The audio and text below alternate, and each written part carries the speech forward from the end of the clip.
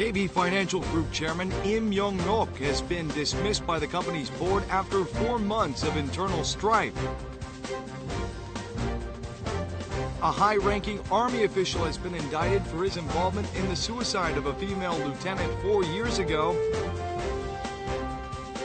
And an investigation has revealed that shoddy construction was behind the sinkholes, alarming the Songpa district of Seoul. Hello and welcome to News Today on KBS World. It's Thursday, September 18th. I'm Luke Clary. The KB Financial Group Board of Directors has voted to dismiss Chairman Lim Young-rok. 4 months of internal strife has left both KB Kookmin Bank President and the holding company chairman out of their jobs. Directors from KB Financial Group enter the group's headquarters where an emergency meeting is being convened. Shortly after the board of directors meeting began at midnight, they announced that they had voted for the dismissal of KB Financial Group chairman Lim Young-rok. Disagreements among the directors were settled in a vote. 7 directors voted for Im's dismissal while 2 were against it. The board issued a press release to report that the board members were aiming to stabilize the group as quickly as possible. Prior to the board meeting, a few directors met with Chairman Im to convince him to step down voluntarily. However, it is said that the group's chief flatly refused to resign. In the wake of the board's decision, Im was removed from his post. Im had previously launched a lawsuit against financial authorities to remove the censures imposed upon him. Nonetheless, he will maintain his status as registered director until a decision is made at a general shareholders meeting. With the dismissal of the group chairman, the discord between KB Financial Group comes to a close after 4 months. The group's chairman and KB Kookmin Bank President were removed during these clashes. The KB Financial Group's board of directors will call a temporary meeting tomorrow afternoon to discuss new measures following Chairman Im's dismissal. A high-ranking Army official has been indicted for his involvement in the suicide of a female lieutenant 4 years ago. Here's an update on this shocking case of abuse in the barracks. Back in 2010, a female lieutenant took her life in a military division in Hwacheon County, Gangwon Province. Army prosecutors recently reinvestigated the case and announced the results of their probe.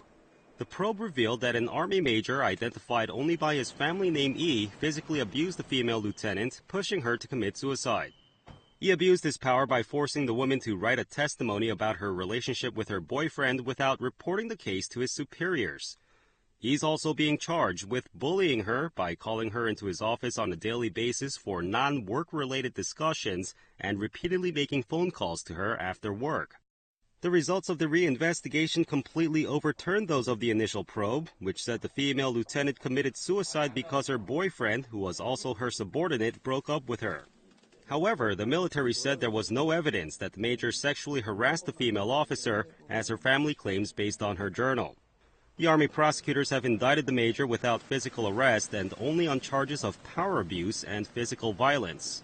However, sources say the major has denied some of the charges. Therefore, a court battle is inevitable to press criminal charges against him. Now that the probe has found that the female lieutenant committed suicide not for personal reasons, but because of problems in her Army division, the authorities will also consider recognizing the female lieutenant as dying on active duty. An investigation in August found that poor construction practices on subway line number 9 were the cause of a series of sinkholes, which appeared in the Songpa district of Seoul. It was also found that construction companies had fixed bidding prices during the bid process. A number of sinkholes were discovered at the construction site of Seoul's subway line number 9. The construction of this 1.56-kilometer segment was won by Samsung C&T Corporation in 2009. At the time, 2 builders participated in the bid, Samsung C&T Corporation and Hyundai Development Company. Samsung's bidding price was 94.11% of the estimated construction cost, while Hyundai's accounted for 94%. The bidding price difference in the $192 million project was only $192,000. Korea's Fair Trade Commission found out that these builders had colluded to rig bidding prices before making bids. Samsung would win the bid by a small margin, while Hyundai tendered in its bid for show. The FTC suspects that such collusion also took place during the construction of other segments of Seoul Subway Line No. 9. It began investigating other construction giants like Hyundai and GSE&C. The third stage of construction for Subway Line No. 9 is entirely dependent upon central and Seoul government budgets. This means tax money was wasted on padded construction costs. 담합을 통해서 사업비가 높아질 수밖에 없고요. 건설사들은 그 높아진 사업비만큼 국민들의 세금을 빼먹고 있는 그런 구조입니다. The FTC will decide on the level of censure later this month. Builders involved in bidding collusion are likely to be slapped with millions of dollars in fines. Once the FTC's official decision is made, Samsung C&T Corporation will not be able to sidestep blame for colluding to spike up costs as well as for carrying out subpar construction. The Seoul city government is trying to come up with ways to make the best use of Nodul Islet in the Han River. A large financial investment had been put toward the construction of an opera house there. Nodul Islet is located in the middle of the Hangang Bridge. More than 2 hectares of the islet's total area of 11 hectares are occupied by a farm. 이 서울시 땅이거든요. 여기가 빌려주는 거예요. 조금 쓰는 거예요. 이렇게 한 2평씩 이렇게. 그러면 이제 여기 와가지고 자기가 경작하고 싶은 대로.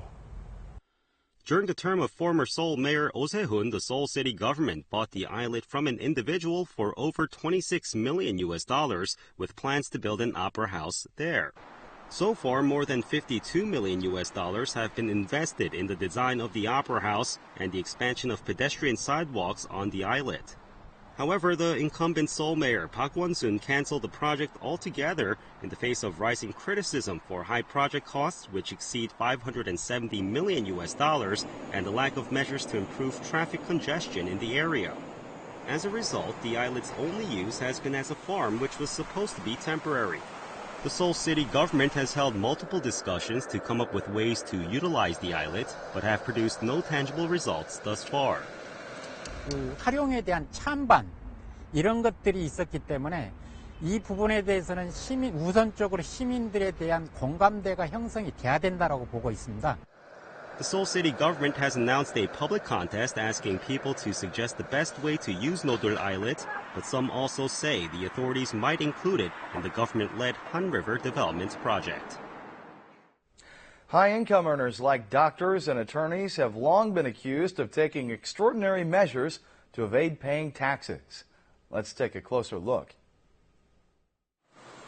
An Oriental medicine clinic specializing in hard-to-cure diseases demanded 1-month advance payments from their patients. The doctor promised patients a discount on doctor's fees if payment was made in cash, so long as no receipts would be issued for these cash payments. The clinic used this method to bypass reporting millions of dollars in income to the government. A look at the income tax report submitted in 2013 shows that allegations of tax evasion by high-income professionals may have some ground. Out of 100,000 people in 9 professions, including doctors, lawyers, and accountants, more than 10,000 reported that they earned less than $2,000 a month. This entails roughly 1 out of 10 professionals. Incomes may have shrunken due to the prolonged economic downturn, but it is more likely that these professionals are evading taxes given that they earn an average of $250,000 per year. The most common method for obscuring one's income is to not issue receipts for cash payments. In 2013, fines imposed upon professionals who did not issue cash receipts amounted to over $67 million alone. Doctors topped the list at $62.3 million, followed by attorneys and other professionals. 고소득 전문직 탄생 문제는 어제 오늘 이야기는 아니고요. 근본적으로 해결책이 필요하지 않는가 그렇게 보고 있습니다. Informants have also been receiving more reward money for reporting such actions. In the first 6 months of the year, over $816,000 were paid out in reward, already exceeding the combined amount rewarded over the past 3 years. Authorities have apprehended 18 people who illegally repaired cultural properties using other people's certificates. The probe has also found that a former head of the Korea Cultural Property Repair Association acted as a broker in the process of certificate lending, while repair works were performed by unqualified workers. 자격증만 빌려서 날림 공사를 한 사람들이 여럿 적발됐습니다. In March this year, several unqualified companies were caught for illegally receiving orders to repair Korea's cultural properties. A probe has revealed that a former head of the Korea Cultural Property Repair Association, identified only by his surname Oh, and a former official of the Cultural Heritage Administration masterminded the deals. 브로커가 있어서 브로커가 그 자격증을 대여해줬고 그 자격증 대여료로 일정 돈 10%, 공사대금의 10%를 받았고 The firms borrowed certificates from the brokers to win orders illegally and outsourced the repair projects to unqualified contractors. Over the past 4 years, 105 such illegal repair projects were uncovered in North Chungcheong Province alone, with their value exceeding $9 million. The local government, which placed the orders, never checked if the companies that won the contracts were qualified to repair cultural properties. 뭐가 아닌지는 그게 저희가 일일이 가서 확인해서 인고도 다 이름표 확인하고 그렇지 확인 못하니까. Prosecutors have arrested and indicted 5 people, the CEOs of 2 repair companies and 2 outsourced contractors, as well as the former head of the Korea Cultural Property Repair Association. They also indicted without physical arrest 13 other people, including 10 certificate holders. Here in South Korea, industrial complexes have been leading the nation's rapid economic development for 50 years. The government has announced plans to turn antiquated industrial parks into cutting-edge, smart industrial facilities. The Guro Industrial Complex in Seoul was launched in 1964 as a law on creating industrial complexes went into effect. It began as the nation's production base for light industrial goods. However, 50 years after its opening, the park is now a hub for the nation's high-tech digital industry. Currently, it houses 12,000 factories, an incredible increase from its original number at 31 50 years ago. The number of people working in the industrial complex has also increased from 2,400 to 160,000. IT and knowledge-based companies account for 81% of the businesses operating in Guro Industrial Park. The Guro Industrial Complex is now known as the Silicon Valley of Korea. 지식산업 위주로 업종을 구조를 바꾸고 그런 업종들이 활발하게 생산활동을 할 수 있도록 벤처 빌딩을 많이 지었습니다. The government has announced a blueprint to upgrade 1,000 industrial parks across the nation into innovative facilities, much like the Guro Digital Industrial Complex. 10,000 smart factories will be built in the industrial complexes. They will also be encouraged to enhance research and development capacities through cooperating with colleges.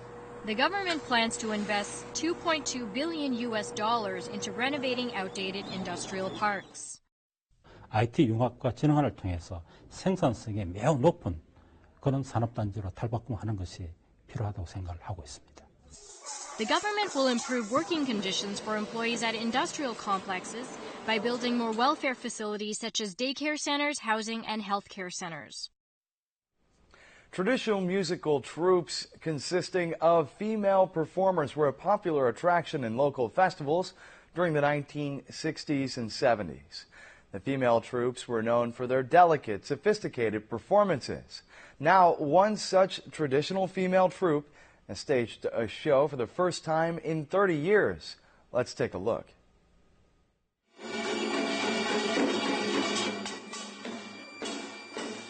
They do cartwheels to quick rhythmic beats.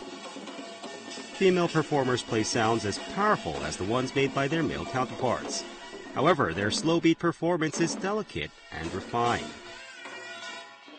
부드러움과 가녀림과 그러면서도 강인한 모습들을 보여주는 것이 저희의 특징입니다. The traditional female folk music band consists of performers of various ages, from young girls to elderly women.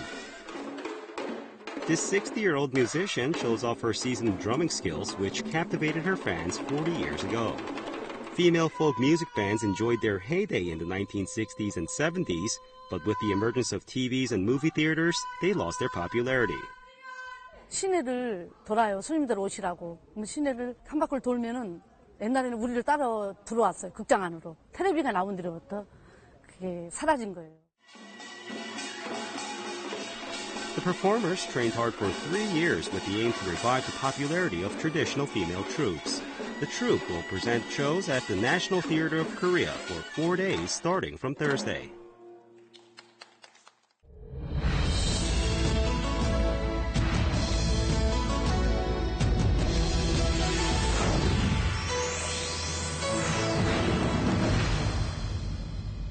Today we're taking a look at traditional markets in Korea. They're undergoing major changes these days to break that conception that traditional markets are inconvenient and cater only to older customers. Many people associate traditional markets with middle-aged homemakers, but this marketplace is crowded with young customers. Its upbeat and vibrant atmosphere is reminiscent of a large, sophisticated shopping mall. 아기자기하게 이제 예쁘게 많이 꾸며놔가지고 이제 청년들이 좋아할 만한 이제 거리인 것 같아요. This street was built here 2 years ago in a bid to revive what used to be a shabby marketplace with few customers. The Association of Market Merchants gave the central building of the market to young entrepreneurs. Unlike other conventional markets, this market even has a board game shop owned by a 30-something entrepreneur. 재작년 5월에 입점했고요. 청년몰에 먹거리, 마실거리 여러 가지 있는데 놀거리도 있으면 좋겠다 이런 생각도 있었고요. This place was able to succeed thanks to its strategy targeting the needs of modern-day consumers who would also like good food and places where they can rest in addition to cheap prices. One of the young merchants here is a 20-something man from Peru. Take a listen to his alluring performance.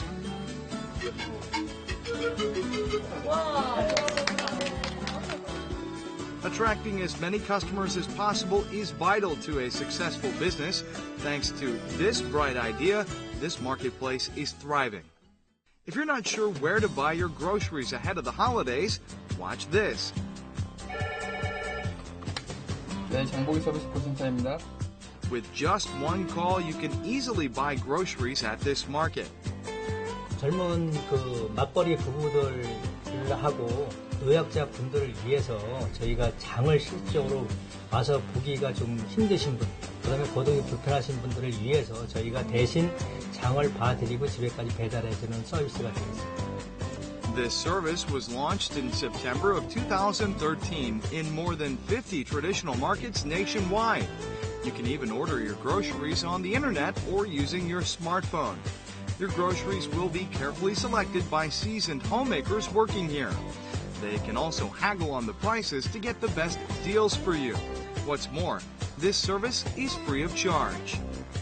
손님들이 딱 그 가격에만 갖다 주면 아무래도 불만을 하실 것 같아가지고 저희가 이런 거 좀 깎아달라고 해서 싸게도 좀 이렇게 가져가시고 덤도 많이 주시고 계세요.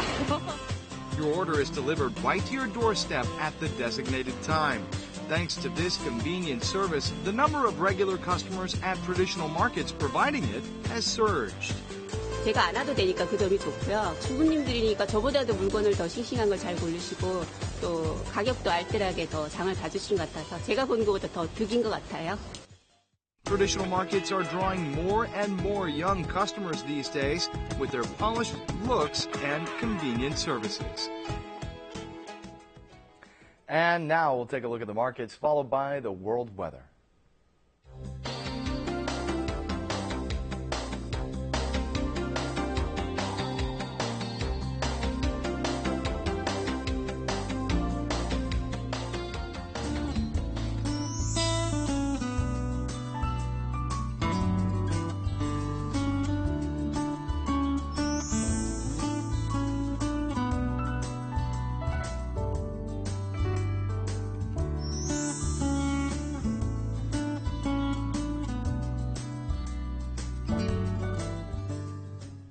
And that's it for this edition of News Today. We'll see you again at the same time tomorrow. Have a great day.